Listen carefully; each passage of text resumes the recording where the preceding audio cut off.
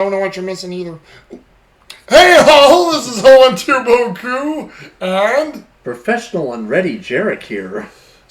yeah, sorry, if you saw Owen Tuboku talking, I was just talking and realized I just hit the start button. Oops. But hey, if it's weird looking, I could always edit it out if I want to, because now I have the power. Haha. Hey, at least you didn't record yourself tubing on camera like DSP did.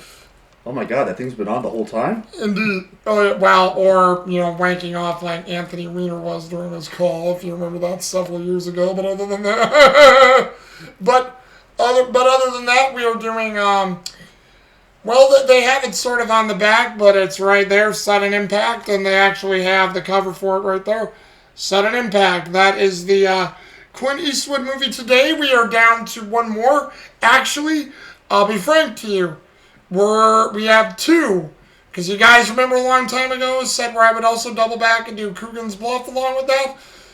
I forgot Coogan's Bluff again. So, I didn't even watch that myself in my own collection, and I'm like, how did I forget that movie? But again, several Clint Eastwood movies are in different collections, and Jarek even said, and I may probably even just do that, I may just put Clint Eastwood in a genre of himself, because his original collection, 35 films, maybe even some after it plays, because, again, I probably told you about this, but to give you a little background on the original collection I have, which thank you, Mom and Dad, for still getting it for me. It's an awesome collection, a great Christmas gift. I'm always going to remember it, but it's those clear double-sided discs.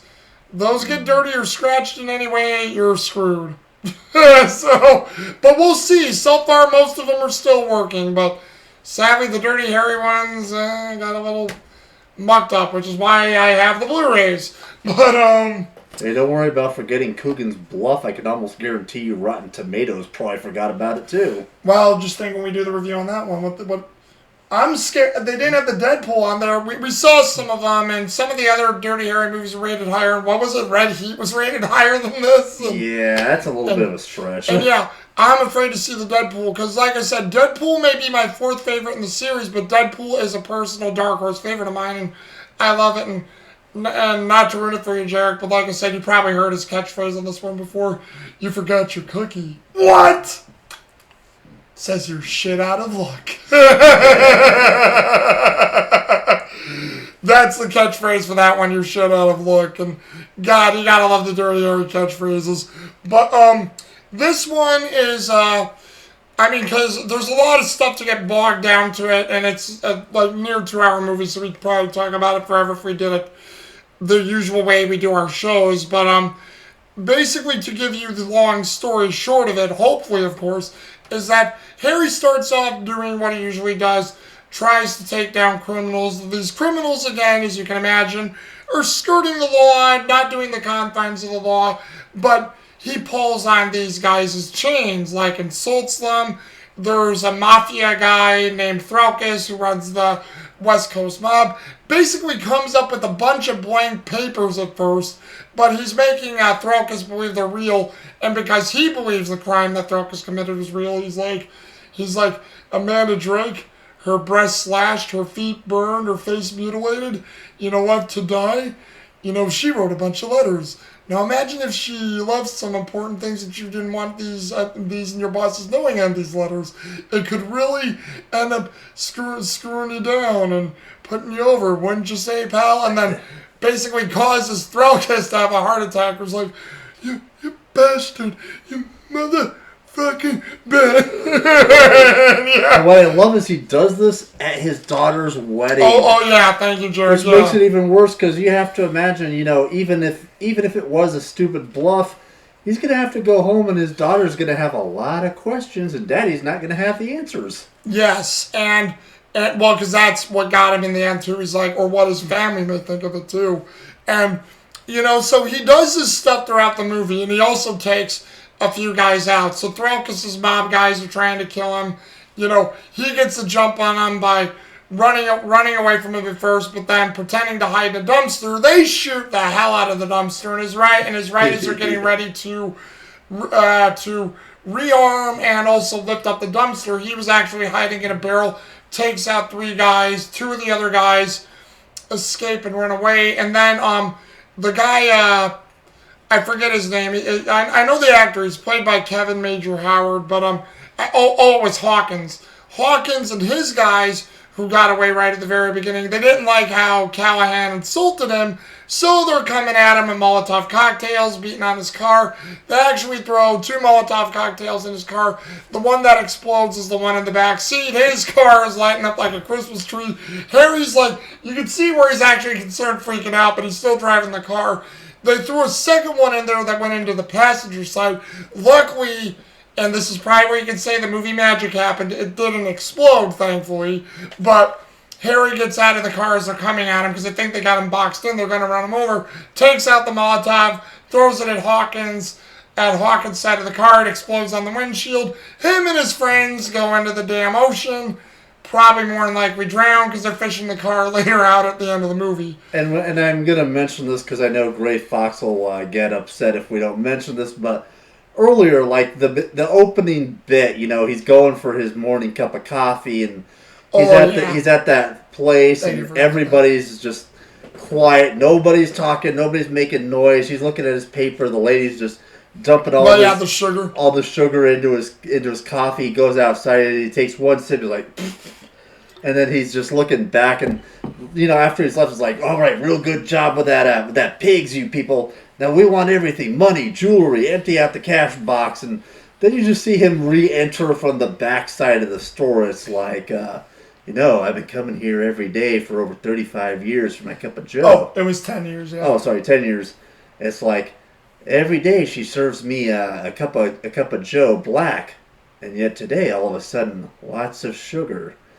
Now, you boys know I can't just let you leave. We can't just let you leave, right? It's like, we? Who's we, pig? It's like, me, Smith, and Wesson, and he fucking greases them with his 44. Like, I think one guy is trying to run behind the counter and hoping. It was the main guy got shot in the shoulder. Yeah. Yeah, he's still fucking judgment shot while the target is moving. Still hits him. Just the balls on this dude. And luckily, it doesn't hit Loretta at all because Loretta was still someone in the way, but didn't hit her. And then takes out the other 2 guys. And then the one black guy who's left grabs Loretta, holding her at gunpoint. Other cops show up, but it doesn't look like this guy wants to give up. And then Harry just cocks the hammer back on the 44, and he just looks at him, stone cold face. Go ahead, make my day. Which, by the way, Rotten Tomatoes, that or the one from the first movie would actually probably be his most iconic one-liner. Do you feel lucky, punk? Well, exactly, because those 2 are the most things. But man's got to know his limitations, and that's a good one too. Yeah, I think. It's swell in the third one because he said. I mean, they bring back the swell in the fourth one too. He's still saying swell, but in the third one it was also. Or no, in the third one it was marvelous. So not swell, it was marvelous. But in this one, it was like swell and go ahead and make my day. And then in the in the third one, it was swell and marvelous. And then the fourth one, it was make my day. Fifth one, it's you shit out of luck. So yeah, I would agree with Jared there, Rotten Tomatoes. That one's probably his second most famous go ahead and make my day. And but because of all these things, the commissioner, Captain Briggs is back. Bradford Gilman plays Captain Briggs, so he's back. You have, a new commission. Well, yeah, you have a new lieutenant. It's no longer Lieutenant Bressler. It's Lieutenant Donnelly. And then you have the actual commissioner. Donnelly's a little on his side, but Donnelly's just a little fed up with him. But the commissioner and Captain Briggs are fed up with Harry Callahan a lot. They're basically saying, hey, there's no call for this police work here. Dinosaur Callahan. Nobody does what you do. And then Donnelly, who's getting fresh, who thinks he has, Callahan on the ropes, he looks at Harry and says, you know what? I've never had to do what you do, Callahan, ever. And look at me. I'm great here. Yeah. Well, I you're think a legend in your own mind. Yeah, and I think he also says something to the effect of, have you seen my record, Callahan? He's like, yeah, you're a legend in your own mind. And it's the greatest line ever because it's true. I mean, I mean, he was literally in a car chase where they tossed firebombs at his fucking ass. And are they worried that, somebody tried to murk his ass on the freeway in San Francisco in the middle of the night? No. They're worried for the fucking criminals. This is going to make us look bad. It's like, you mean he takes out a couple assholes who are willing to murder people on the streets in mid-traffic and they're the ones you're concerned with? Yeah. And that's sort of the thing that builds, and that's what gets them to force Harry Callahan onto a vacation, which later in the movie, since these things happen throughout the first part of the movie, Lieutenant Donnelly says, we had a murder here. You know that stick you checked out earlier? Because there was a dead man in a car, which we'll get to in a minute, who had his nuts shut off and was shot in the head. And, Lieutenant Donnelly sends him down there to check out this murder to see what the connection is between San Francisco and San Paulo, California. And moving to that, when the movie starts off, you have this very nice 80s theme playing from I think it's not Jam. Oh, Lalo Schifrin. There we go. Lalo Schifrin. Very nice, jazzy 80s theme. And the the San Francisco skyline being shown in helicopter shot. And you think, okay, it's going to start off like usual. But no, you cut to Golden Gate Bridge out to the ocean where there's a man and a woman having sex in a very nice Cadillac. And, she's starting to unbutton his pants and touch him down. He's into it. He doesn't know what's going on. But all of a sudden, we see her reach behind her. She pulls out a silver 38 special. He hears the hammer click. And then you just see beyond the car, bam, bam. And then you see her get out where this one sort of like jazzy, creepy femme fatale music plays, where she goes down, looks out at the ocean, and she turns, and you only see her eyes. You find out who she is pretty quick through the movie, too. Yeah. Let me look at it since I brought up the cast list and I have it here. Oh, yeah. Jennifer Spencer, played by Sandra Locke. She's the second main character in this movie. You find out what she is, and there's several points in this movie where she shows up at an art gallery to start her art there in San Francisco. She wasn't going to be there for the opening because she has business to take care of. And, the curator of the museum says, it's funny you do your art this way, and it's not that it's bad, but we've never seen anyone with this creepy sort of style that you seem to emit this darkness from. And she asks her, where do you get this from? Jennifer just gives her this grin and leaves. And then she's on her way to see her sister, who sadly is in a mental institution of some sort. And the reason is because I'll get to in a sec. But she stops the car. She's at a waiting area near a stop sign, and these 6 or 7 Latino guys come up, more than likely Mexican, I'm gonna say, come up to her, and they're saying, hey, look at the blonde honey, look at her, hey, you want to come with us, you want to be with us, girlie? And then she says, hey, you want to have a way to get off? Sure, honey, sure, what do you got in mind? Shove a jack up your ass. And I'm like, indeed. And then she just takes off, pisses off the Mexicans or whatever they were, and Orale, senora, you want a grand time, eh? You want some of this action? Yeah, those kind of guys. You know the ones. Yeah. Basically, to be stereotypical. Yeah. That's exactly what they reminded me of. But, she gets to the hospital, and you hear this doctor telling her, the trauma your sister suffered, she's still dealing with it. We really can't get a response from her. But, you can keep trying. We'll keep trying. We're still hopeful. We're not going to give up. And she goes into her sister's room. The doctor waits for, watches her for a minute. But then, all of a sudden, he gets a call. The doctor walks away. And then she's looking at her sister, who's basically like that blank slate staring out into nothing. And she says, Beth, I saw one of them.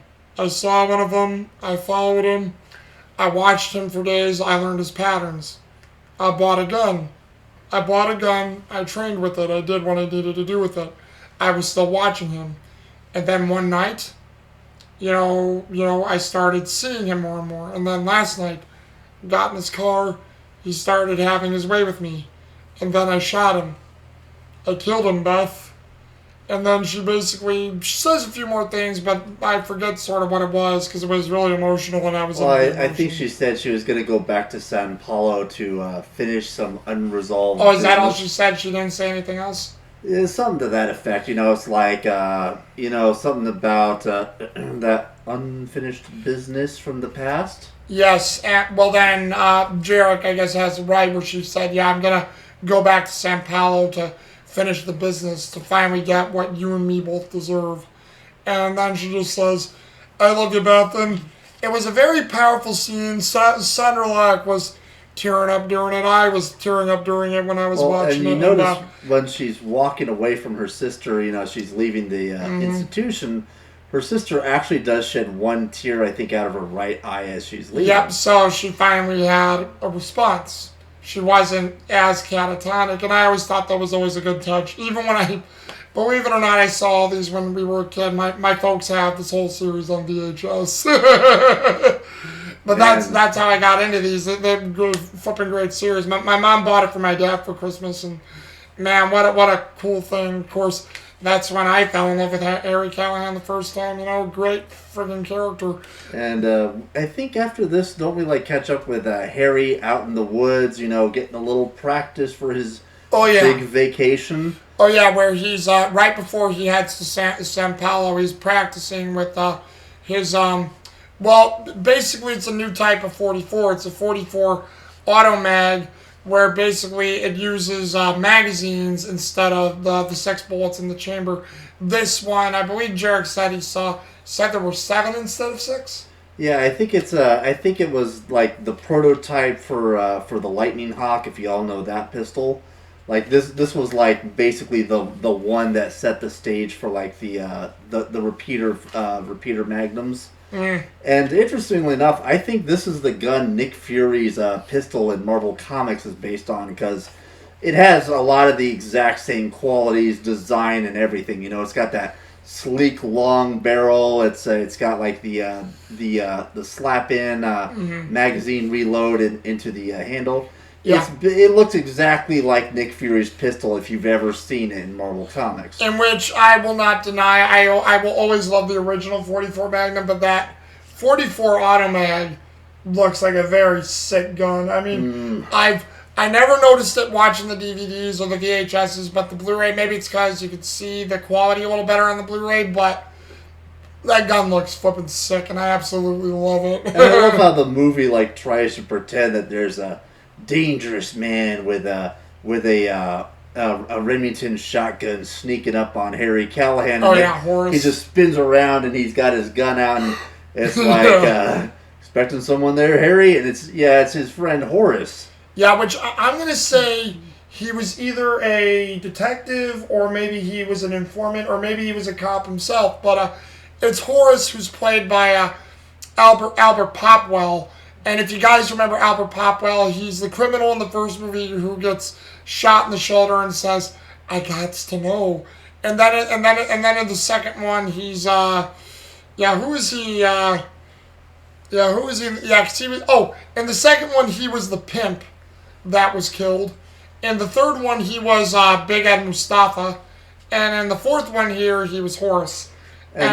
And I think he was probably most likely either a detective or an investigator, because I do remember later on Harry calls him up and asks him for information on their side of things to help him out with the investigation he's doing over in San Paulo. Oh yeah, because he needed information on not Kruger, but it was the other guy, McClung or whatever his name was. Yeah. Yeah, but it's pretty neat. We see. He's got another friend, and you know what happens to the black guy or the pilot in these type of movies or video games. Or in his case, the partner. Yeah.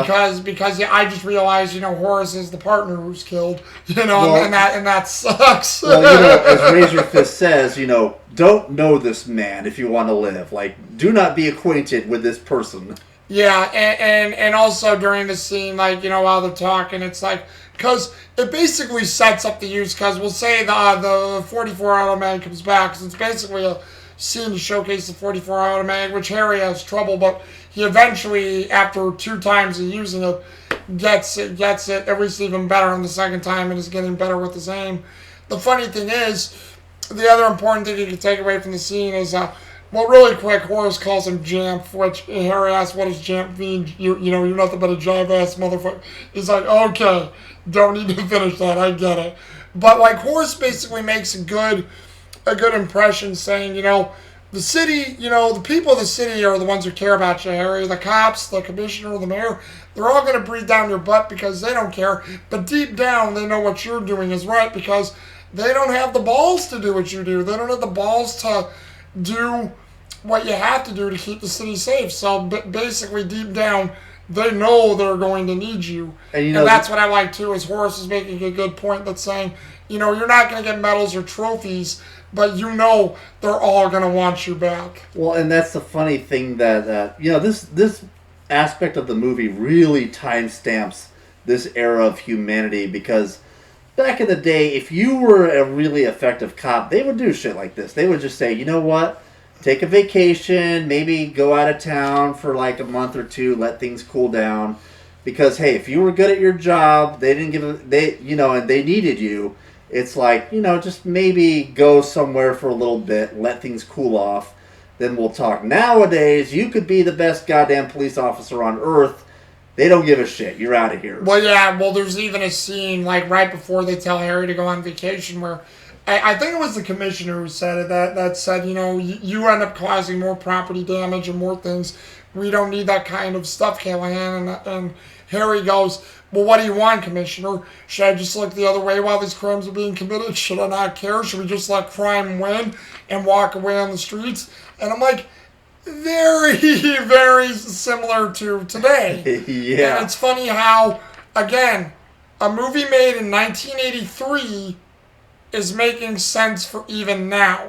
So even though people can say these films are dated, which in a way they are dated, yes, but they're still very relevant. Well, I mean, today. When you look at those movies and you see how clean the city is, how nicely everyone is dressed. As you said, Jarek, yes, indeed. I mean, the fact that I remember some of those outfits, you know, and the fact that my grandfather actually had that Cadillac from the beginning of the movie. Yeah.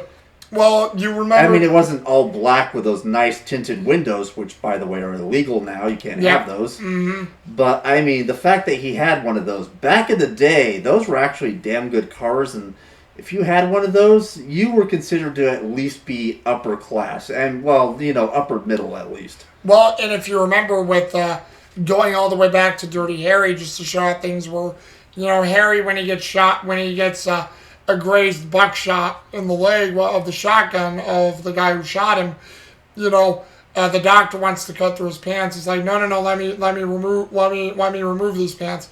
He's like, Harry, it'll hurt. $22.50, what it hurt? $22.50 for a pair of, I don't know what types of pants those were, but good looking pants back then. Holy crap. Back then, that was a whole lot of money.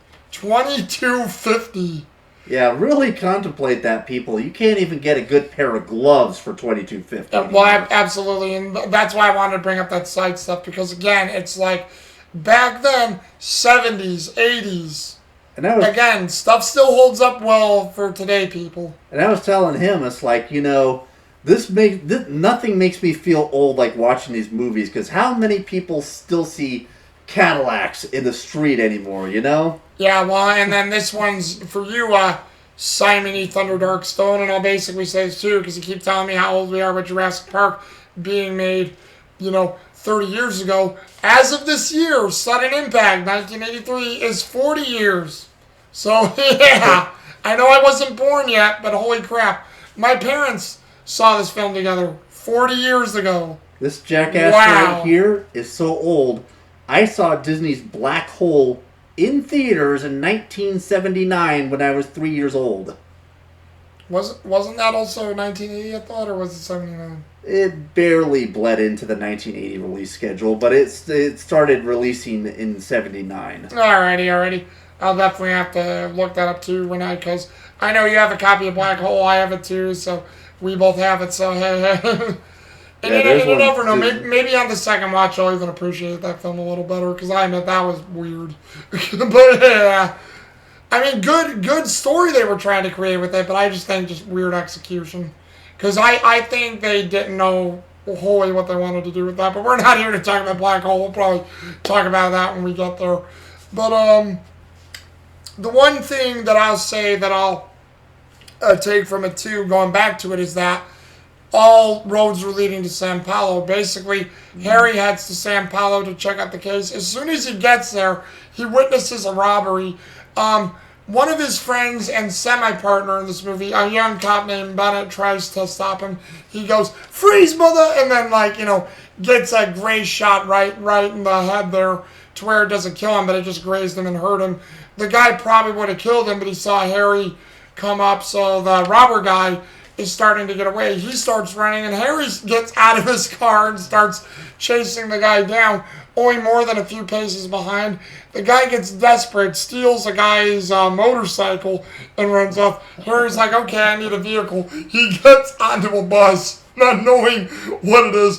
There's old people outside, so he just shuts the door and takes off. And then you just hear this old guy like, "The hell's going on?" And then he looks by and he's like, you see on the side of the bus it says retirement home, and then he's like, "Oh, I'm a police officer, chasing this guy down." And then, the lady goes, "Yeah, get him, get that sucker." And then the old guy in front goes, "Yeah, shake his ass."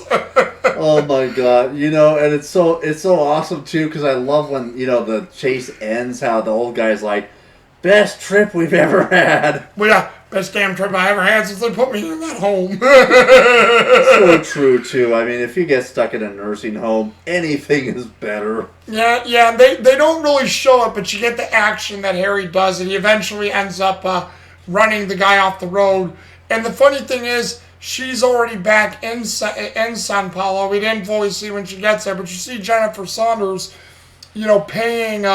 painting outside one of her paintings, and she sees Harry arrest her, and she's like, "Wow, there's actually a cop doing their job."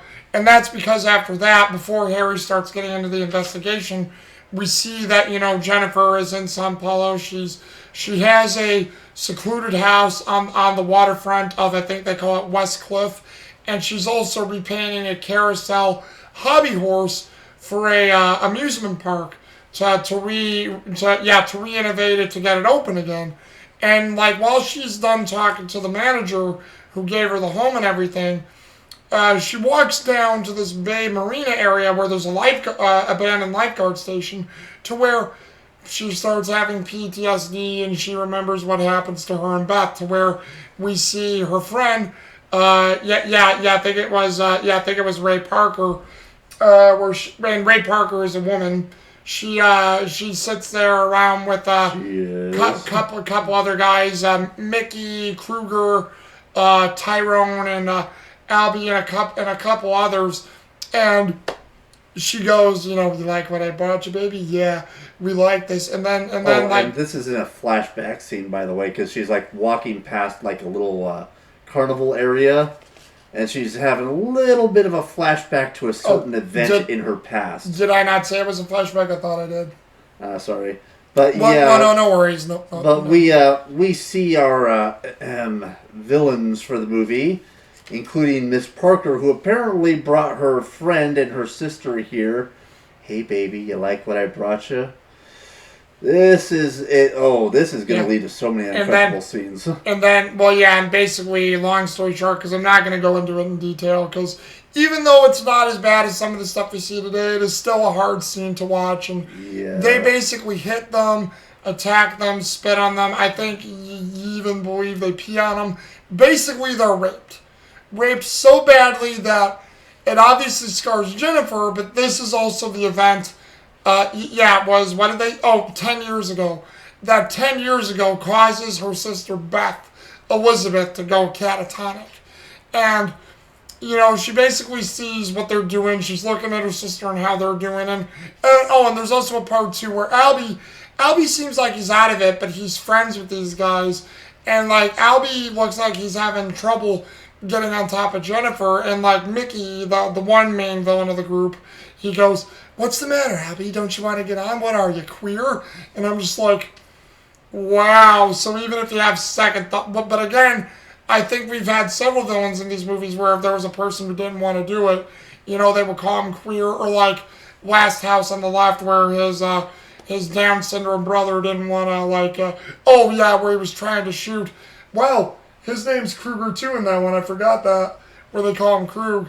But it's like, yeah, shoot yourself. Turn around, put the gun in your mouth, and shoot yourself. Did you not hear me? You shoot, and then, and we'll get to that one too. But yeah, basically in that one, the brother ends up shooting himself, and it's just like, but again, wicked people. That's what that whole scene sets up. Just wicked, awful people. I told him when I saw the main asshole of this group, with the way he was acting, behaving, the way he looked, I told him, this is basically Hispanic evil Bob from Twin Peaks. Yeah.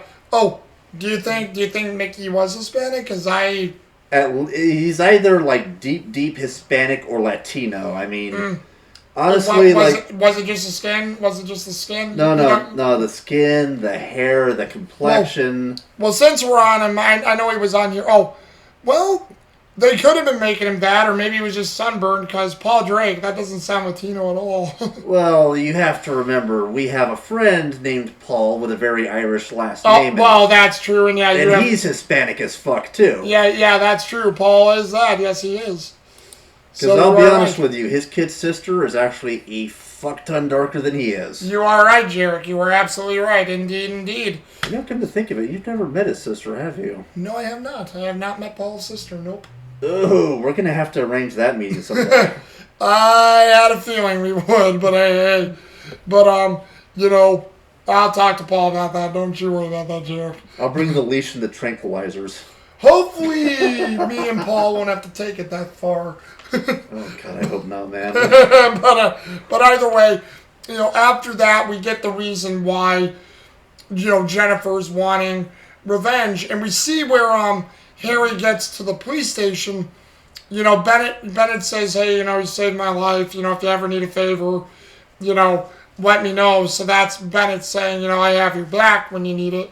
And, he gives Harry the information on the first murder about everything that there was. And all of a sudden, he says, Chief Jennings wants to see you. And Chief Jennings, who's played by Pat Hingle, he goes into his office and he's like, yeah, I've heard about you, Callahan, but we don't want your kind here. We don't need no hot shot, big shot cop trying to come in, ruin what we have in our town. We have our own thing going here. Stay out of it. And again, Jennings seems like all the people he's had before, but possibly maybe a little more to it. Harry doesn't see yet, but we'll see as it goes on.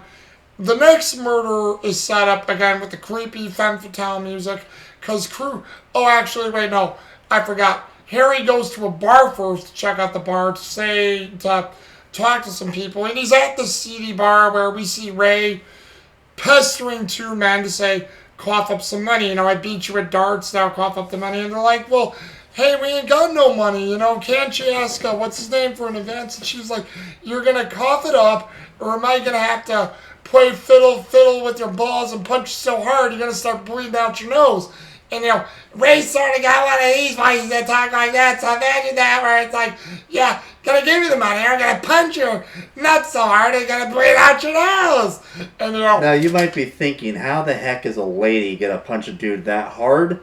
Try to bear in mind, I believe this woman is either Irish or Scottish, and I have seen... Well, if it's Parker, definitely Scottish or Irish, yeah. Because I know Irish women who are even smaller than her who raise fucking Clydesdales.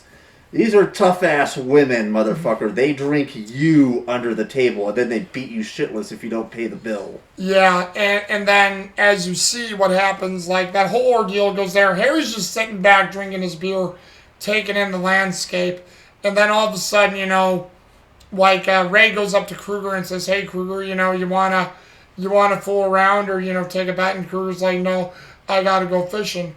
And then, she basically yells at him, says, you're a good-for-nothing son of a bitch anymore. What happened to you? You lost your balls. And then Ray sees Harry.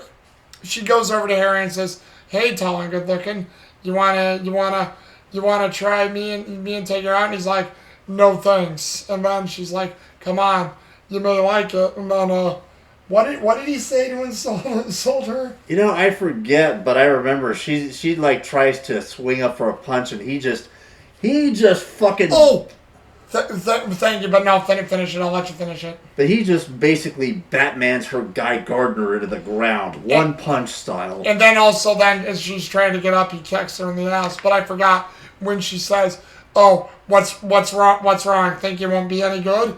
And then he's like, "Only with humans." Yes.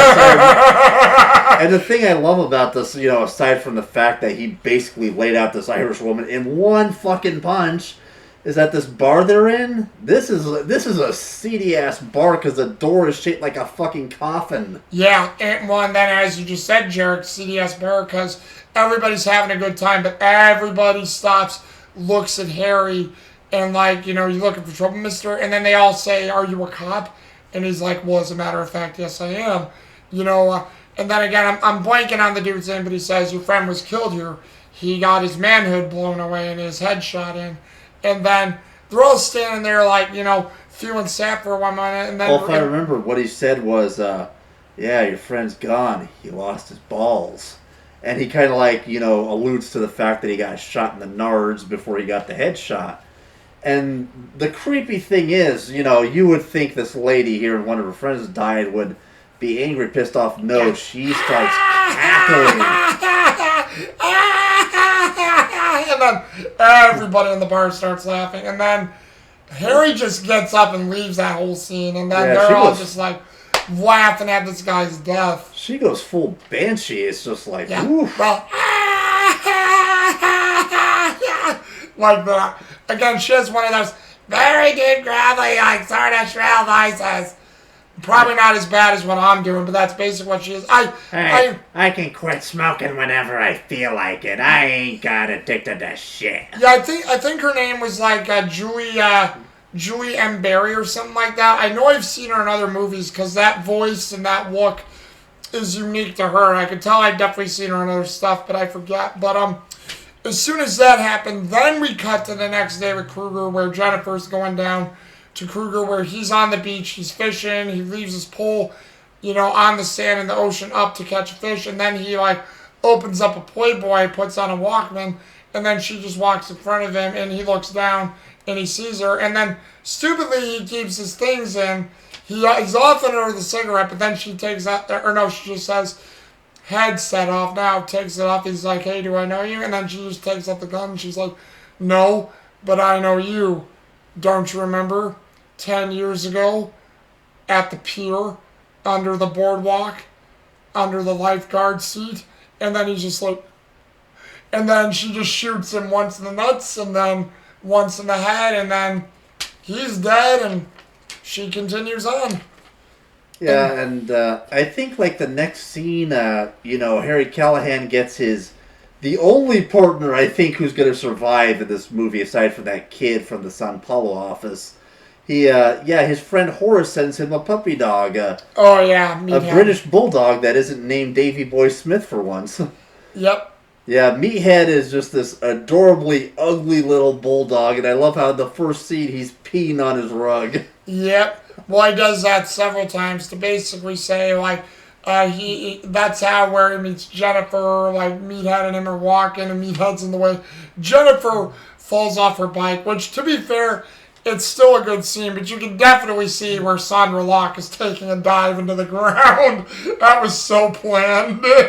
Oh my God, is Meathead got a clothesline her? I can't believe it. I can't believe what I'm seeing. And then, you know, Meathead's doing, like, heavy breathing. He's like, and she's like, "Shut up." And then, like, they're talking, and she's like, "Don't you have a leash for him?" And he's like, "Oh, I'm sorry, you know, I didn't think he was going to do that, but are you okay?" And she's like, "I'm okay," but she's like, I think you need a leash as well, and you need to control your friend better." And she just, like, takes off the leash, and there, and he's like, and then he's like, "Shut up." You know, that's just Meathead. And then we could probably get to the next scene, too, because it's sort of different. Like, there's a part where Harry returns to his hotel. You see one of Threlkis' mafia men next door as the door. Oh, no, Meathead starts smelling the door.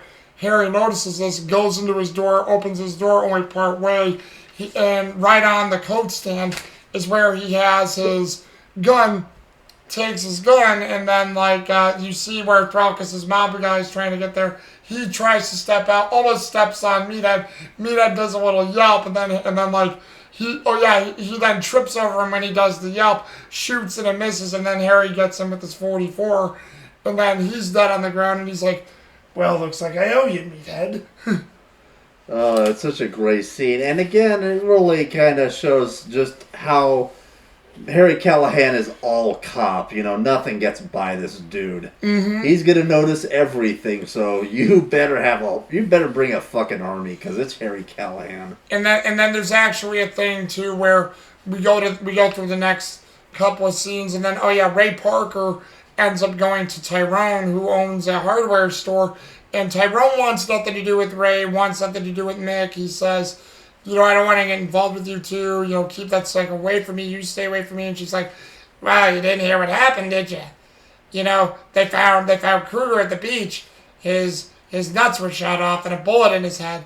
And I think she's come back. And he's like, you crazy. And she's like, well, whatever you do, stay armed. And like Ray's got a firearm at her side. And then she's like, keep him close. Like she grabs Tyrone's nuts. And then I think during that same day, Tyrone is I also love how when she's insulting him, she says, "What's the matter? You too good for me now, Boy Scout? Now that you got your shop? Don't want the customers to hear? Afraid they're gonna learn things about you?" Yeah. Yeah, this is a mean bitch, by the way. Oh, yeah. And well, given how you brought that up, she says, you dipped your wick just like the rest of them, and just like even what I did to them. You're as guilty as every one of us. And I love how he's like, I was young, I was drunk, I've changed. It's like, yeah, well, just keep yourself safe. And she kind of alludes to the gun. She shows him the gun she's got. It's like, I am. But yeah, I kind of love the fact that this is like one of the few villains we've seen who realizes they're being hunted, and she even kind of pieces together who it is. Yeah, and then believe it or not, in the next scene, Tyrone is actually loading a gun with the bullets into the magazine into his garage. Oh, if you want, you can get him. Yeah.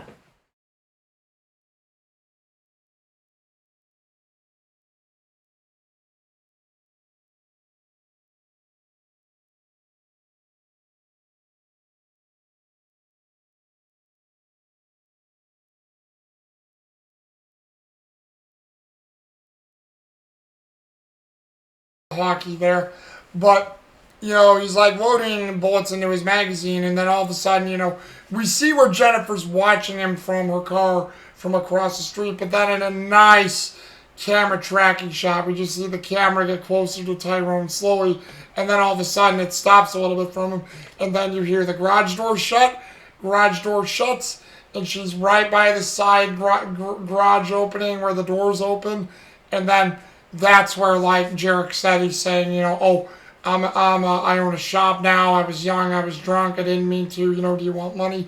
Doing all the usual begging things. And, she doesn't say anything. We don't even see her. Her face is just silhouetted in the dark. And she just cocks the hammer back. And then he tries to struggle to find his gun where it is because he's not even looking at it. He's watching her get shot in the nuts and then right in the head, and he's dead. And I can't believe I didn't bring this up, but like throughout most of the movie, you notice a lot of the bad guys, or at least the quote-unquote bad guys, are using what appear to be 1911 operators. And I think in that one scene where they light up that fucking trash bin looking for Harry, a couple of the guys had Uzi Max. Mm-hmm. Yeah, this is a very 80s film. Oh yeah, definitely. And again, 83, so it goes without saying.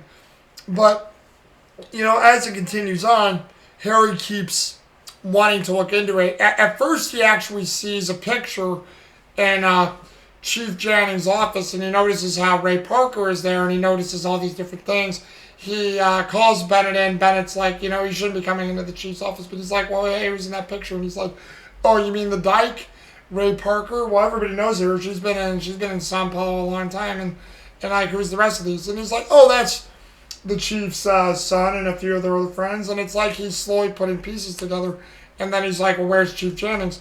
oh, we had another murderer down near the beach. There was a fisherman who called it in. This guy named Kruger, who's in this photo here, was also dead. And he's like, oh, and then all of a sudden, he comes down and he's like, well, I've done my thing, but you know what? I want to finish. I know you wanted me to leave and not be a big shot cop, but this case fits my case, so I'm now involved. And he's like, no, you're not. You're just gonna get here, finish what you need to do, and just go. He's like, well, I think I should just go. No, you're not gonna do a goddamn thing about it now. You're not gonna do a single thing. You're just going to turn around and get out of here. Oh, I swear to Jesus, I will lock you up. And then with that reaction alone, you're like, okay, the first time was one thing. This reaction's like, do you know something about this, Chief Jennings? And yeah, and we can see Harry's already got a plan to circumvent this. He asked Bennett, they're having like this little chat. Is there anything, the chief's keeping his eye on you. Is there anything I can do for you? I need a list of the names of all the guys in that picture. It's like, anything else? Yeah, can you give me that picture for the chief's office? I mean, you can tell at this point Harry kind of already knows where this is headed. I think the only thing he doesn't really understand at this point is who's killing these people, but he's already putting the pieces together. Yeah, and then with Jennings, he notices another day when he goes in, when he's finished his report on the first guy, he notices he's talking to Jennings. Oh yeah, Jennings called Lieutenant Donnelly. Donnelly gets on the horn and admonishes Harry for causing Jennings trouble. He's like, Jennings is a good guy. Leave off him. You understand, right? No, Lieutenant. I don't understand a damn thing at all. And then that's where he looks up and he notices Bennett got the picture off the wall and he was running it through, to where after Bennett runs it through, he realizes that they were all friends. A guy named Mickey, Ray Parker, Kruger, the guy who was killed in San Francisco. He realizes there's a connection with the chief and the son, but they don't know the full extent of it yet. And this is really where shit picks up, because now that he knows they're all, they were all friends and they were all connected, his first idea is, of course, to look for this Ray Parker woman, which, by the way, was the best plan and probably would have worked if the femme fatale of the movie hadn't had the exact same idea at the exact same time. Mm-hmm. So, we cut to, like, Ray Parker going to, what's that guy's name? Oh, going to Mick. Well, yeah, we'll get there. We'll get there in a sec. We'll back it up just a few paces. And this is why we're explaining this movie in detail, because this is where the main meat picks up. But, first of all, we have Mick, who's in Las Vegas, who's basically being very rude and psychotic to a hooker. But then he gets a phone call, picks it up, and we don't know who's on the other end, and he's like, well, what's going on? I like how you call me. We should keep it this way. Wait a minute, what do you mean? Oh, well, we'll have to do something about that. Well, I'll be there soon.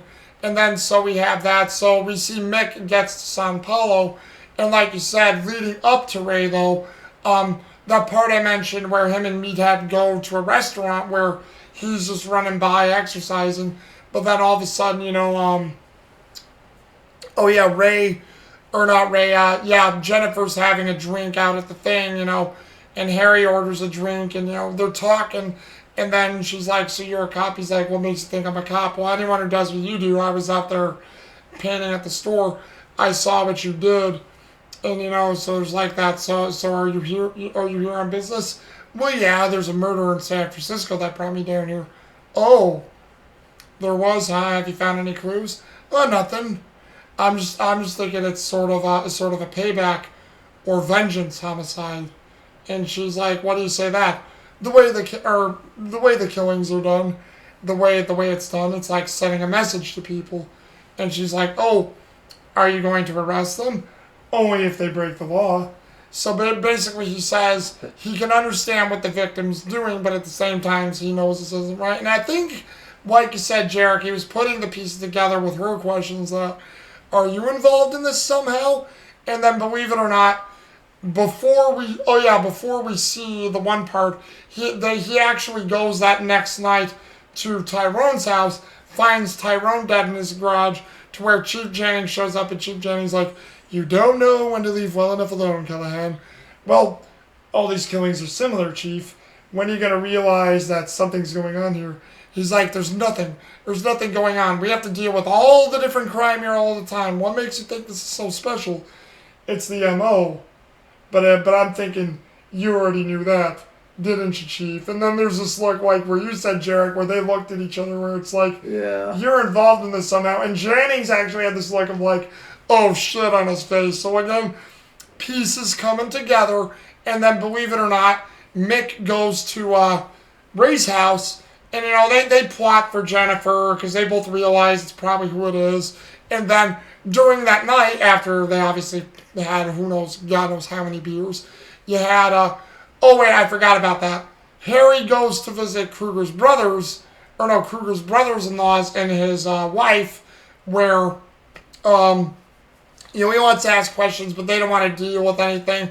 They try to give him a hard time and attack him. He starts hitting, Kruger's brother-in-laws, but then the wife comes out with some sort of definite rifle and some kind of bolt action hunting rifle. I forget like what it's called. I know Fox would know this by heart, but it's been in like more than a few Resident Evil games. If you've ever seen like those old wood finish long barrel bolt action hunting rifles, it's one of those. Oh yeah, definitely. And she basically gets that from there and gets him to back off. And then that's when we cut tonight to where we see Jennifer showing up at Ray's house, and to where we see where, another flashback scene, in case I didn't mention it before, where she sees Ray in the house before she goes on top of Mick, to where, it seemed like they may have been friends, or she may have just been a nice local buddying up to Jennifer, but Jennifer looks like she was working at a floor shop at the time.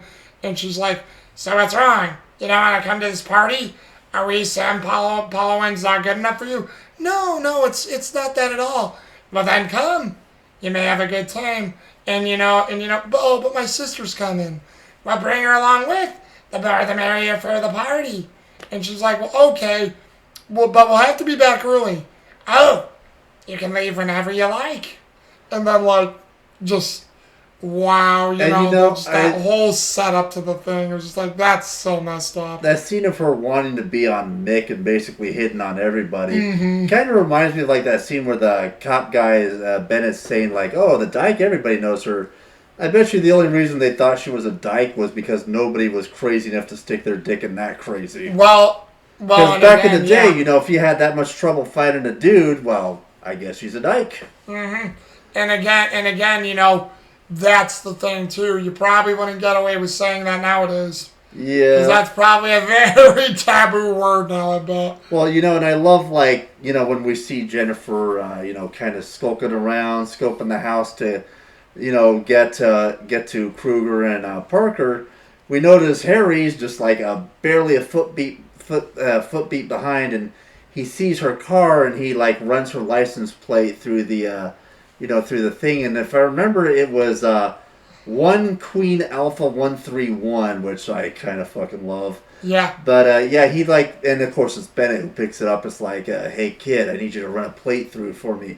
1 Queen Alpha 311. And he's like, okay, is this relating to anything? It's like, just working a hunch here, kid. Yeah, and believe it or not, he goes in. And by this time, Ray's on top of Mick, and Mick and Ray start fighting each other because Mick doesn't even want anything to do with her. And she's like, yep. I just want a little piece. Can I get a little bit of that action? And, he's literally hitting her, and, they're basically attacking each other. And Harry comes in, he's like, well, hello there. And then they just look at him with psychotic looks on the faces, and he's like, what are you? Well, and they're like, well, what are you doing here? Yeah, what do you want? Well, I'm a cop. I just wanted to ask you a few questions. And Mick instantly loses it, literally starts trying to attack Harry. Harry just cold cocks him and takes him. And then, Ray starts attacking him. Leave it alone! Stop it! Leave it alone! Then smack right in the nose for Ray. Basically, I think breaks her nose because her nose starts bleeding afterwards. Yeah. And he's like, don't you say anything, Mick! I'm gonna lie, you son of a bitch! And, Harry basically brings Mick in. And as that's going on, we don't see where Jennifer is during this, but Ray goes to get a beer. She goes back into the living room, And out of the shadows in the doorway comes Jennifer. And then she's like, so it is you, the bitch. And then she just takes a big swig of her beer, and then this is what does it. And I couldn't believe Ray said this, but given the character Ray is, I could believe it. So tell me, how's your slut sister? And then, like, shot right in the boob, and then in the head. And what I love is she specifically went out of her way to shoot her in the boob that has the heart right behind it. Like, fucking cold as ice. Well, because she probably knew Ray didn't have a heart. And I told him, it's like, for, like, this whole time, she's not making spree shots. She is making calculated shots. Like, one guy was actually kind of tilted towards the side. She still hit his nards perfectly. Yep. This is a girl who has practiced. This is a woman who has methodically been training for this one thing, and she is damn good at it. Yeah, and what's interesting is when she kills Ray, the headshot is in the same spot where Bennett got hit earlier in the movie, except this time instead of a graze, it's a full-on boom. Yeah, and believe it or not, after that she turns to the mirror, sees herself in the mirror, and then shoots the mirror. And then we can probably make this allusion to it right now. There's this one new painting she's making, besides painting the horses at the carnival grounds. She's also painting in a picture of herself, like, demonic looking and sad. The eyes are dark. It's all like bloodied, rainbowed, like bleeding rainbow colors is the best way I could put it. Bleeding rainbow colors. Yeah. That's why I'm using blood, like damage, no life, nothing. It's it kind of looks devoid of soul. It kind of looks like it would be a portrait of her if it was drawn by Pablo Picasso when he was doing his screen painting, but with all black eyes. Yeah, but not only that too, as well. When she starts trying to paint it again, she has a knife in her hand. She literally stabs the mirror in her house too, probably because she can't stand looking at herself. Because another point I'll make here that me and Jarek didn't bring up: every killing she does, there's no emotion behind her. Yeah. She's like soulless, not thinking, nothing. But that's probably where her sister is catatonic. On the inside, that's what Jennifer is. Because that's how damaged they made Jennifer, they've made Beth.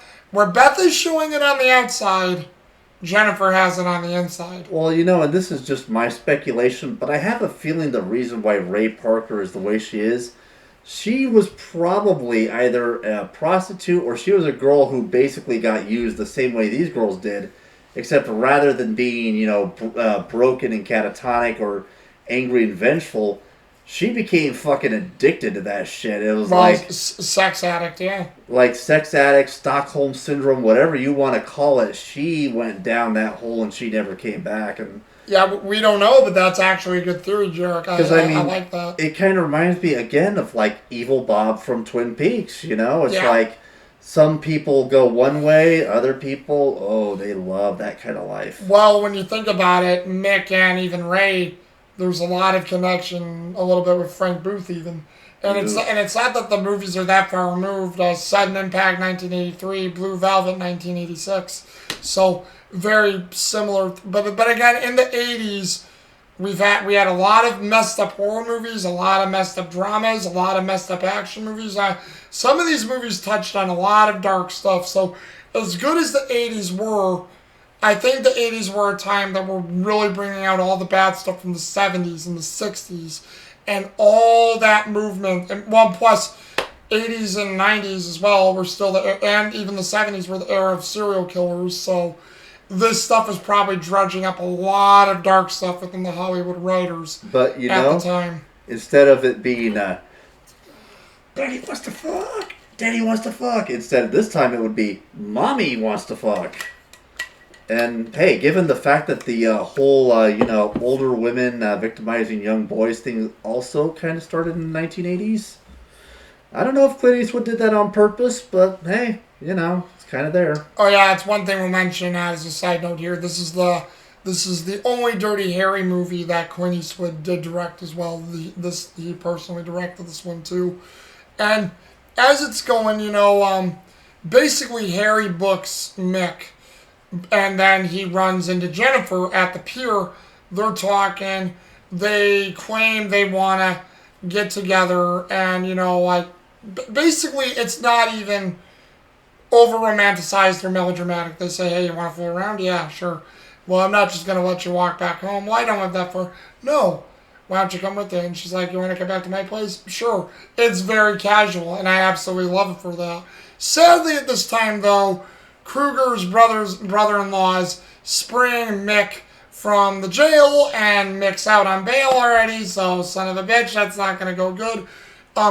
You have Harry and Jennifer get back to the house. He sees this bloody painting of Jennifer, and, he's like, that's very unique, and she's like, this is why a critic never shows someone his work until it's finished. And, he's looking at her weirdly, but she's just looking at him sort of, again, with the femme fatale face that says, do you want to leave, Mr. Callahan? And he's like, no.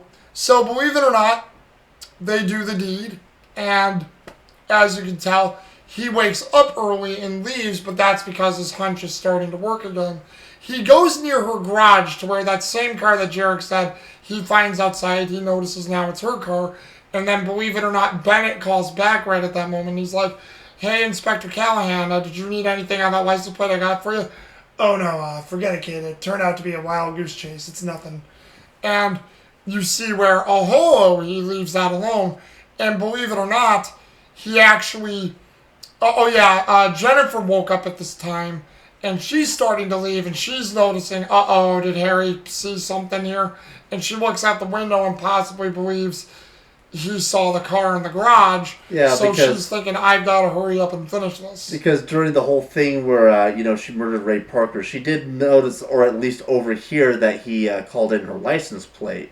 So she knows he knows her car, and now that he's seen it in her driveway, there can be no doubt. Yeah, and believe it or not, that leads to the next few scenes. Sadly, we see Horace, who was helping Harry on and off again in this film. He comes in because it looks like he's allowed to go back to San Francisco, so he's got like a bottle of champagne or something.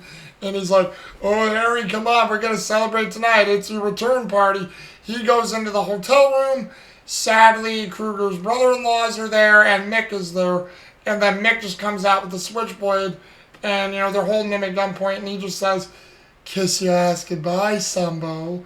And it's just like, man, and as you can imagine, they're going to show it later, but yeah, they basically slit Horace's throat. So there's another partner of Harry's killed, and that sucks too, because I liked Horace as well, and yeah, sucks that they kill him for no reason, really. They gave Horace the South Italy shave. Sadly, or the Colombian necktie, however you want to call it. Yeah. Because, I mean, that had to be friggin' painful with a switchblade, too. A stiletto switchblade, too. I mean, I'm not going to say, it looks like the kind of thing maybe Arthur Fonzarelli would use if he had to, but it does kind of give you that vibe. Oh, wait, I forgot. Yeah, you're probably right with the Italian style, because I forgot Colombian switchblade is where you pull the tongue. Which I wish I didn't know that, where you pull the tongue through the... slitted parts, not a Colombian necktie. Forget I said that. That's always gross to think about, but but hey, maybe it'll come back for a different review. Absolutely. But as you can see, where we have that, Harry actually goes down to Kruger's fish emporium one more time. The sister or his wife's there, but she doesn't want to talk to him. She locks up, slams the door in his face. He's actually starting to go back to his car. Sadly, his brother-in-laws are there. Mick is there. They're beating on him. And stupidly, Mick's got a Remington shotgun in his face. They could have just killed him right then and there. And he's like, your ass is mine, cop. And then what do? They just proceed to kick the shit out of him. Harry's trying to fight back, but it's 3-on-1. He's getting the crap kicked out of him. And, eventually he gets his .44 Magnum, tries to go for it. But, the brothers and Mick beat him down. They actually step in his hand where he loosens the gun. They kick it off into the ocean, and then they back him up into the wood fence that's near the ocean, keep beating on him to where he falls into the ocean himself, and he doesn't come back up, so they're believing he's dead. At this time, Jennifer goes to this house, this real nice looking house, and this is where Albie lives. Albie's just sort of sitting there, we see him from behind. She comes up to him, she has the gun pointed at him, but then she just knows he's staring off into space. He's blinking, he's aware, but he's not really aware. Like he's moving, but he's not really aware of anything. And sadly, we notice how this is probably bringing stuff back with her sister. So Yeah. she starts lowering the gun, and then you see Chief Jennings' voice comes out. He's like, "Drop it," and she drops the gun, and he's like, "So, oh, there's the whole piece." Albie was Chief Jennings' son, and he knew everybody involved. And he basically goes to this long story about where, you know, he wanted you to come back. He didn't like what he did, what all the other filth had him do. You know, he wanted it to end. He got tired of waiting one night, just smashed his car into a retaining wall. Now that you're here, he doesn't even know it. And like, yeah, you also find out he's basically been forced to cover for the other guy since they know what his son did, you know. So yeah, they basically used Albie to blackmail him, Yeah. which is messed up. I was an up and coming figure in the community. I had my career, I had my family. But don't worry, I knew this night was coming, and I made my preparations.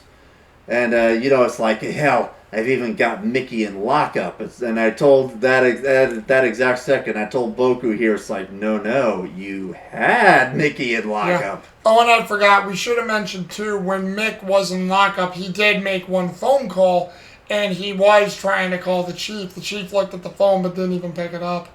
And yeah, that was the thing, like, but before we get to that, like, Jennifer, who you can still tell is out for blood, it looks like she's gonna let Albie go and listen to the chief, because the chief, Jennings even says, just leave this town and forget it. You know, I'll drop everything, because, you know, this has to end, but just leave Albie alone, leave the town, you got your vengeance for the most part. But she says, again, with a cold look at Jennings, there's still one left.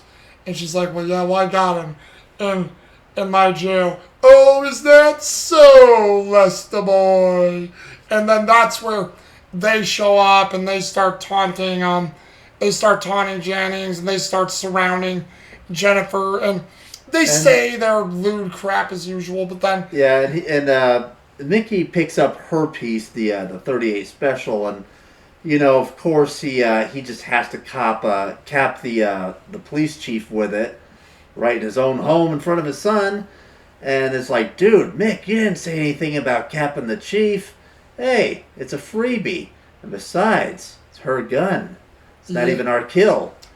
Which, don't worry, that comes back into play later. yeah, and believe it or not, before we got to that, like Mick was saying, you know, you don't need to do anything, Lester, except sit on your fat ass, or if you do something, I'll splatter the retard's brains all over your rug, and you know, and to be fair, Jennings was trying to help Jennifer out, because that's why Mick shot him, because Jennings, obviously being a cop through and through himself, was going to pick up the gun, and I think he was going to try to shoot Kruger's brothers and Mick, but, you know, obviously, like Jarek said, he had Jennifer's gun, so he used the 38 to kill Jennings and do what he needed to do. So yeah, it's like, And just to show you how sick this man is, he's not gonna, you know, re-victimize her here. No. He's gonna take it back to where it all began, for old time's sake. yep. And right before we get to there, though, we see where Harry comes up from the pier. He survived. He starts heading back to his apartment, to where sadly he finds Horace was killed. And it's almost like, okay, he knows they're going to go after Jennifer. He knows Mick's on the loose. But also, another partner of his being killed. As soon as that, you see the look on his face, and it's like he's not taking any more crap. And sadly, he looks over at Meathead, like, thinking, you know, you're a piece of shit. You didn't, like, because, yeah, Meathead was hiding. He didn't even try to help Horace, so.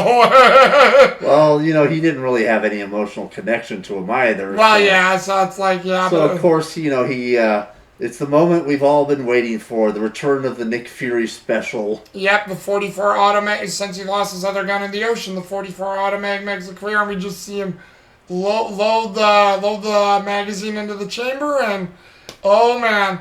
And as you can say, like Jarek said, they bring Jennifer back to the pier, you know, like dragging her there, you know, they're mocking her, saying this is where it began, we're gonna have to take pictures and do all this weird stuff this time. And then Jennifer's having none of it. She breaks away from him for a second and says, you bastard, you want me, you think you can take me? Well, you're going to have to kill me if you can get it up this time. And like she's basically mocking, if you can get it up this time, if you can even find the motivation to get it up this time, or whatever you do to pleasure yourself, you'll have to kill me because that's the only way you will have me again. And, you know, this sort of gets Mick mad because he was insulted, and he starts going at her. You know, he shoves her down to the ground trying to rape her, but then she takes a stick, hits him in, a wood plank hits him in the head, and then Kruger's stepbrothers just stand there like, huh? And she runs away and he's like, what are you doing? Get her! Get that bitch! And I love how what's her plan is. She runs to like the little amusement park she's helping to restore. You know, she opens up the door, she locks it behind her, she turns the power on to the carousel, and she's, you know, she's basically getting ready to get in position. And of course, since they don't have the key, they just smash the window in because it was the 80s. We still used real glass back then. Yeah. You know, undoes the lock, they get in. And to be fair, they used the Remington shotgun on it, so that makes sense. Well, you know, again, you can use that stock for a nice little battering ram, which they let you do in Fallout 4, by the way. And you know, they get in. She's turned on the carousel. She's hiding among the horses, which is actually a great thing. Like the noise, the sound, the movement. Yeah, oh yeah, very creepy scene. Very creepy. Well, and it's also distorting, you know, because that's what it's designed to do. And plus, with her smaller size, it would be, and since it's in the middle of the night, it's going to be harder for them to make out where she is. Yeah, because there's no lights on the thing. It's basically spinning in the darkness, and she's hiding among the horses. And for a while, she's getting away. And again, you see Mick where he passes and stops right by one that's a unicorn with the horn. We'll get back to that, believe me. And, you know, Jennifer's trying to get away. One of Kruger's stepbrothers finds her, and, you know, they're fighting with her. She's, believe it or not, she's still trying to fight them. She takes her nails and digs right into one of Kruger's stepbrothers' thing. But, like, he's still standing, though. He didn't react to that that much. He cocks her in the face. And, like, she actually, though, gets off the carousel. They're still sort of stuck on it. She takes, like, a lead paint bucket and smashes into another window, trying to get away. They catch up to her, though, and grab her. She's trying to get away, but they have her. And then all of a sudden, one of Kruger's stepbrothers looks over. Holy shit. And there is Harry Callahan, silhouetted in the darkness with a light behind him, standing with his .44 auto mag, setting up the showdown. And Kruger's brothers, you know, are trying to get into a hiding position to get the jump on Harry. Harry's having none of it. Bam, bam, bam, bam, bam. Kruger's brothers go down. You have Mick holding Jennifer at gunpoint, you know, getting away. They run up the roller coaster to the very top. Harry chases after him, and he's like, "What the girl go, punk?" "Oh, I can't do that, cop. We're having a party. We're having a reunion, her and I. And if I let her go, it's just you and me." And then, like, he says, "Come on, punk. Make my day." And then he's like, "Ha, ha, ha, ha, ha. That's right, cop. I'll make your day." Jennifer, elbow to the back of the head. Mick gets shots at least 3 or 4 times. Tumbles over the side and lands right on the unicorn horn that impales him.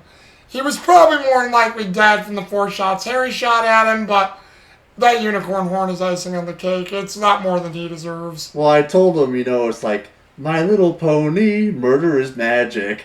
And also, I just love this because in Fallout New Vegas, one of the earliest fights you get in is at the town of Prim, and there's a roller coaster around the whole building with a grease ball with a rifle, and you can actually shoot them and get them to fall off the rails.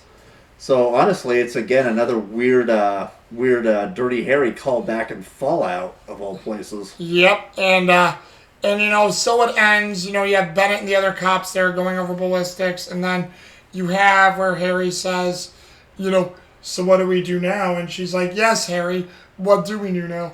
And he's like, "Well, I guess I got to." And she's like, "You know, read me my rights." And then she goes in this long-winded speech where you do feel bad for her because she says, you know, oh, you have to bring me in for justice, but where was the justice for me and my sister when we were attacked?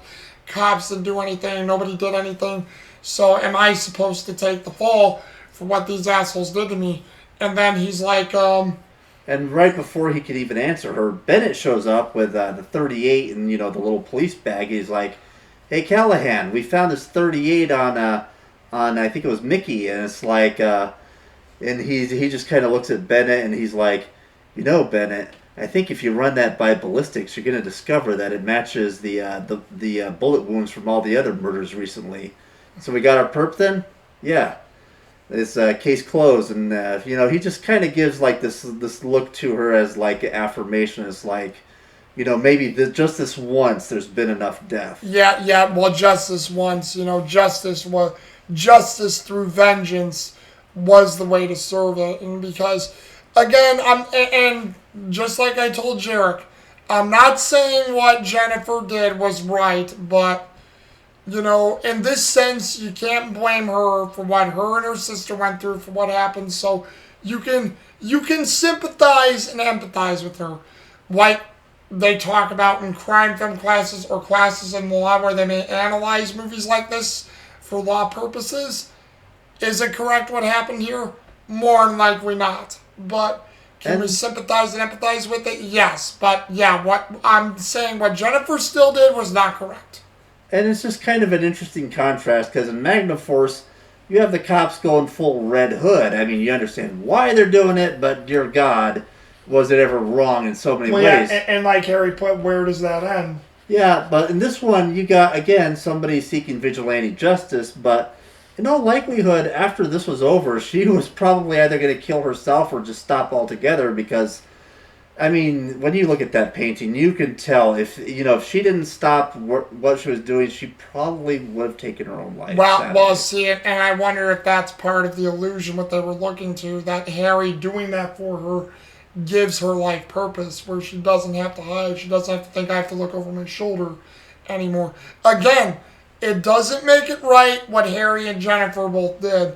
But you can understand and get the motivations. But again, I agree with Jarek. If she was left to her own devices, she probably would have eventually killed herself because knowing this still could come back at me one day. Plus, but I mean, either way, great film. But go ahead, Jarek. Plus, with that painting being so weird and creepy she was working on, it wouldn't shock me if one of these days I'm watching my old Night Gallery episodes and it's like, submitted for your approval. A painting that paints a million words with violence and death. A painting about a sister seeking vengeance.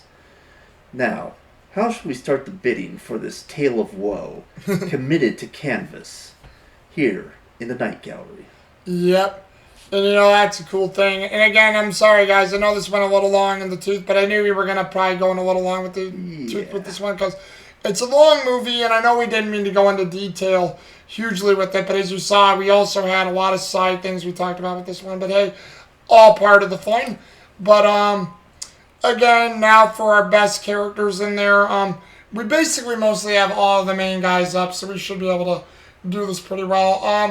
I'm going to say for me, that's who Officer Bennett was, Mark Keelan, okay. And basically, I'm going to come out and say it. Dirty Harry Callahan, Clint Eastwood, you always got to give the nod to him. Great performance, great stuff, just really, really good, just enjoyable. I'm basically going to say I tie all these characters together because I can't leave them out. They were all good. Sandra Locke, Jennifer Spencer. I was saying Saunders. My bad. Spencer. Jennifer Spencer, not Saunders. But Sandra Locke, who played Jennifer Spencer, probably I think one of Sandra Locke's best roles. And not to get bogged down in it, if you sort of want a full story, we could talk about this. Probably because there was a Clint Eastwood documentary I got with the collection I've not yet watched yet that I still need to at some point. But if you ever watch a documentary, I'll probably mention it in the documentary. Sandra Locke was the one mistress Clint Eastwood had when he cheated on his first wife and he got the divorce from that. And he had one child with Sandra Locke too. So, again, a whole issue with that. But, hey, he's gotten remarried. He's forgiven himself for that thing. But, apparently him and Sandra Locke were an item for several years. But I have to give the edge to her. Just creepy facial looks. She was great on the coldness. She acted pretty damn well in this movie when she was sane, when she needed to use raw emotion. It was out there. It was impactful. Oh, yeah. And you really felt the pain that she was going through. Pat Hingle, Chief Jennings, gotta give it to him too, because it was a great role for him in this movie. The chief who was hiding things, but yet didn't seem to care for Harry, but the way we knew something was wrong portrayed that really well. And again, he pretty much vindicates himself near the end of the movie to where, even the first time I ever saw this, I didn't hate him after that. You would first hate him because of how he's treating Harry, but given how he knew it was wrong and given all that he went through, you feel for the guy. So I gotta give it to Pat Hingle as well. And last but not least, I gotta give it to Paul Drake as Mick. Because, oh my God, and I'll just say it in one way, what a crazy psychopath, and he did it well. Indeed, and I have to agree with Boca on this one. There's no arguments here. Paul Drake was amazing as a psychopath. I have to imagine he's probably actually a really nice guy in real life. He just probably likes playing villains. Who doesn't?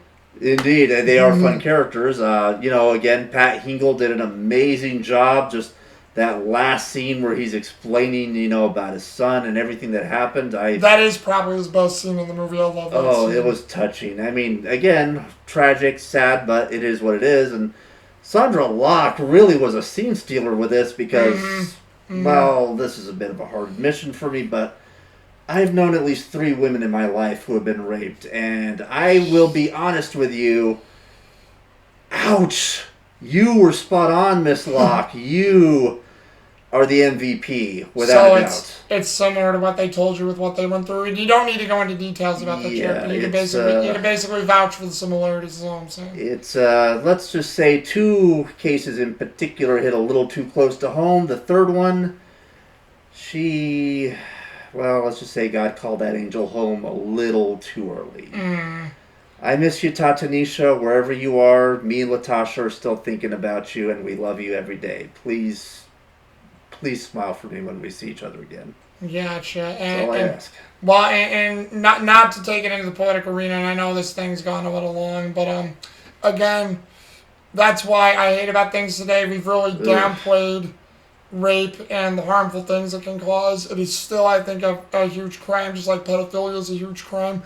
I don't like how we've downplayed it nowadays, and it is a terrible thing. And whether it's done to a man, mostly a woman, but men have also been raped too. When it's done to a man, woman, doesn't matter. It's terrible. It should not happen. But for final thoughts of the movie, again, I like it. It used to be a lot lower. After the last couple times I've seen this, I've rated it higher than the Deadpool. I still love the Deadpool. It's still a great movie to me. But again, this takes the 3rd spot because I liked how Clint Eastwood took it in a darker tone. Again, I think why a lot of people didn't like this, and I'm shocked Rotten Tomatoes didn't have it, because like I say, we won't go over critic stuff now. We'll probably do that at another date. But it really is a dark film, and that bothered people immensely in this movie, just how dark this one was compared to the other ones that were previous. But again, that's why I like it. It's another new perspective.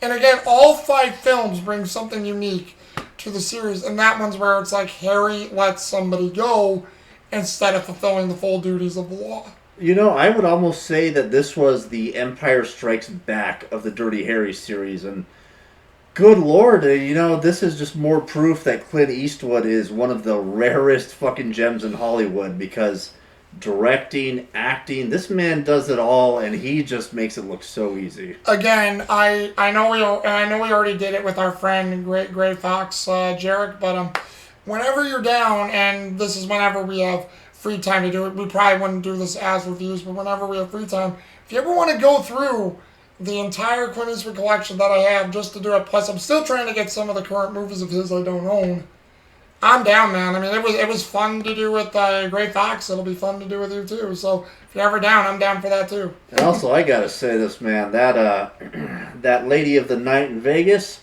she's got damn good taste. Oh yeah, her honkers were huge. She's also got nice taste in Fredericks of Hollywood, I'm just gonna say. But yeah, basically, those are our thoughts What do you guys think? Again, apologies, this will go long. We probably will have a few reviews that do go a little long in the tooth again. I do apologize about that, but me and Jarek love giving info. I've even told Simon E. Darkstone this many times, and we're trying to keep these more concise, but we love to give info. But what do you guys think? Have you guys seen, sudden impact here? Are you guys even a fan of the Dirty Harry Clint Eastwood series in general? Just let us know down below and hey, say so. You want to know another weird way Harry Callahan keeps getting into video games? In Resident Evil Revelations, you can get the same type of Colt Python he had in in all of the movies up till now. The same long-barreled, like long-barreled 44 revolver. Yeah, that's in there. The Colt Python. Very cool. Well, hey then, with that little tidbit, this is 012 Boku. And Dirty Jackass. Alright, and we will see you guys again later, alright? Deuces. Deuces.